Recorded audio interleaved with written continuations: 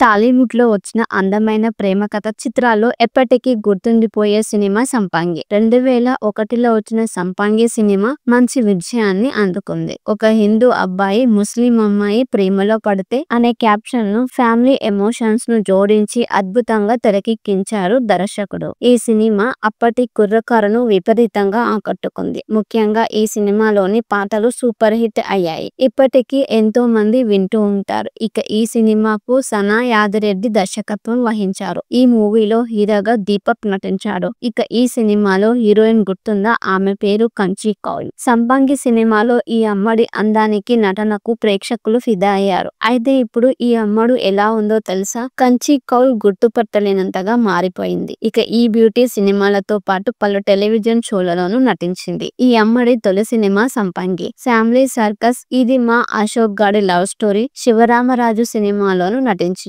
అలాగే హిందీలో ఓ సినిమాలో కనిపించింది. 2005లో ఏక్ లడికి అంజని సి అనే టీవీ షోలో నటించింది. ఇది ఇలా ఉంటే కంచి కౌల్ నటుడు షబీర్ అల్లువాలియాను 2011లో వివాహం చేసుకుంది. వారికి 2 కుమారులు ఉన్నారు. వివాహం తర్వాత ఈ అమ్మడు సినిమాలకి దూరం అయింది. సోషల్ మీడియాలో ఈ చిన్నది యాక్టివ్ గా ఉంటుంది. అడపదడప ఫోటోలు వీడియోలు పోస్ట్ చేస్తూ అభిమానులను ఆకట్టుకుంటుంది ఈ అమ్మడి లేటెస్ట్ ఫోటోస్ పై మీరు కూడా ఒక లుక్ వేసేయండి.